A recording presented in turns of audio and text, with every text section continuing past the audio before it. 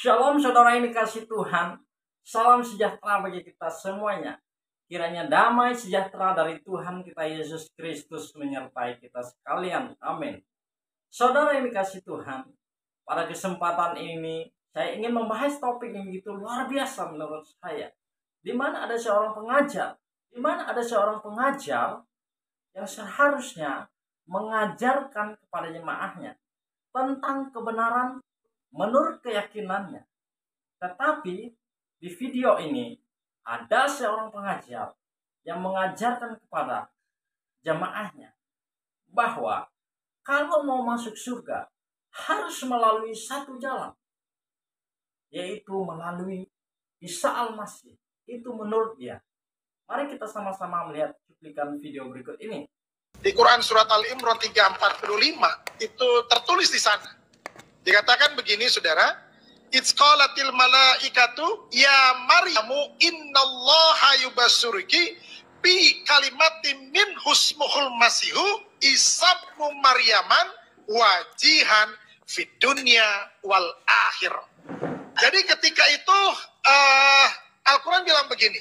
Ketika itu Allah berfirman kepada malaikat Jibril, hai malaikat Jibril, lu datengin deh ke Maryam dan katakanlah kepada Maryam, innallaha yubassuriki bi kalimatin min husmul masihu isabnu Maryaman. Kasih tahu kepada Maryam, ini adalah kabar baik, ini adalah kabar sukacita, bahwa engkau akan mengandung dan melahirkan seorang anak laki-laki yang bernama Isa. Isa putra Maryam. Yang sudah tertulis namanya Isa, bukan yang lain. Isa putra Maryam. Siapa dia? Dia itu adalah wajihan fid dunya wal akhirah. Dia penguasa dunia akhirat, saudara.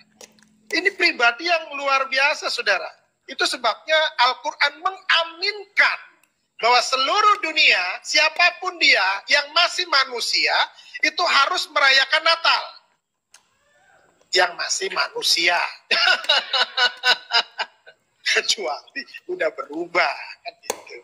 Kenapa? Karena Al-Quran sendiri sudah menyatakan itu. Kok Al-Quran menyatakan itu ya? Yes, ini hal yang sangat penting. Kenapa yang dibawa? Keselamatan dunia ini. Manusia itu butuh keselamatan. Ketika manusia itu butuh keselamatan, apa yang harus dia lakukan? Dia harus mencari keselamatan itu. Bagaimana caranya mereka mencari jalan keselamatan itu? Ada yang rambutnya dibotakin supaya kudus, katanya.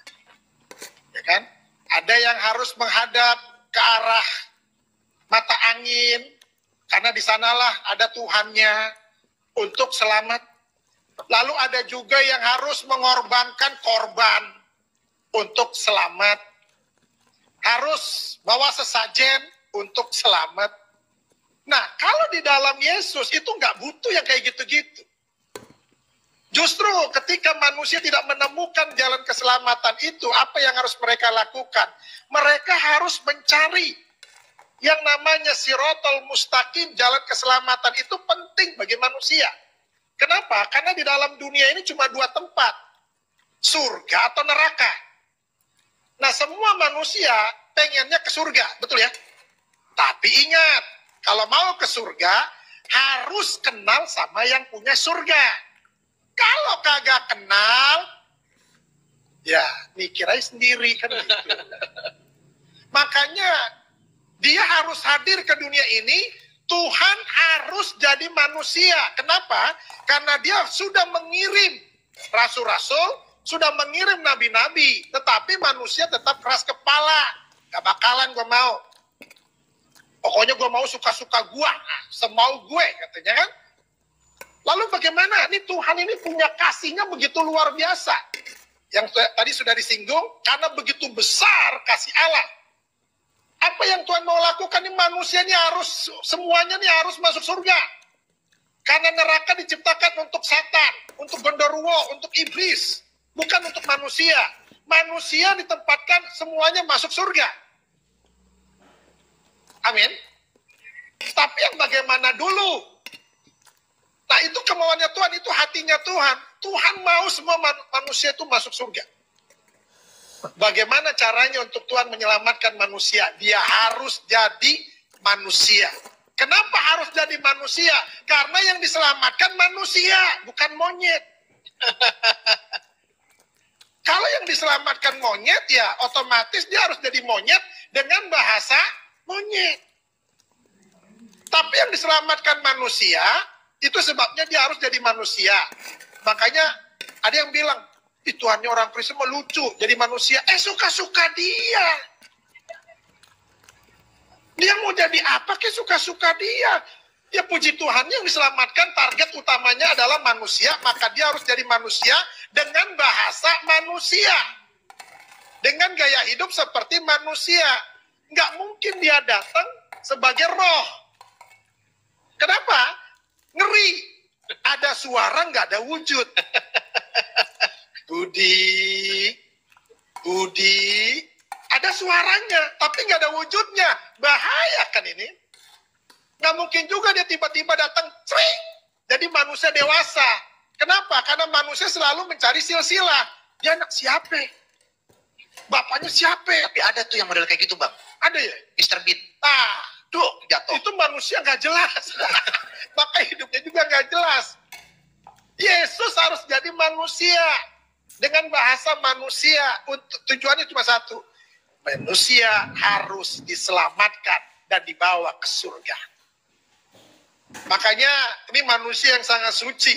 Al-Quran bilang begini, saudara. Di dalam Quran surat Maryam 19 ayat 19 dibilang begini. Qala innama ana rasulu rabbika li'ahabalaki gulaman zakiyya. Artinya begini. Ketika malaikat Jibril diutus oleh Allah kepada Maryam, Jibril bilang begini, sesungguhnya aku hanya utusan Allahmu. Aku hanya utusan Tuhanmu, ini kata Jibril. Untuk apa? Untuk menyampaikan anugerah kepadamu. Apa anugerahnya? Seorang anak laki-laki yang suci. Artinya, Yesus ini bukan manusia berdosa dan tidak ada dosa di dalam hidupnya. Itu sebabnya dia harus menyelamatkan. Kenapa dia harus menyelamatkan?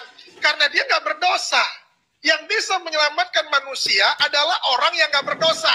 Contoh, kalau saudara punya hutang, siapa yang harus bisa membayarnya? Tentunya orang yang nggak punya hutang dan bersih dari hutang.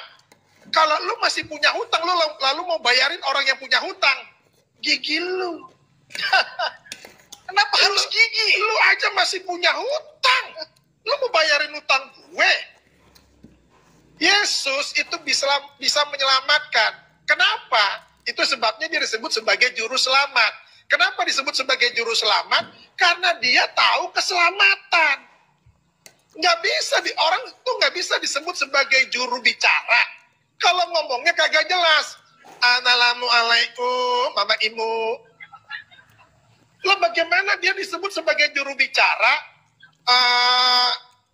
Mama Imu yang Mama Ayah malam ini Ayah mau menyampaikan pesan dari Bapak Presiden. Lah,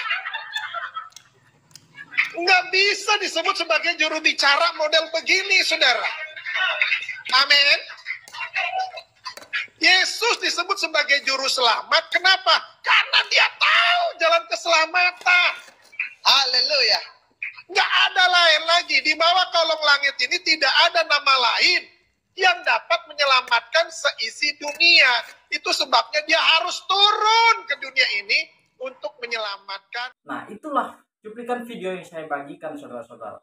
Memang betul, saudara-saudara, bahwa untuk masuk surga tidak ada jalan lain yang harus kita lewati kecuali melalui satu jalan, yaitu melalui Yesus Kristus.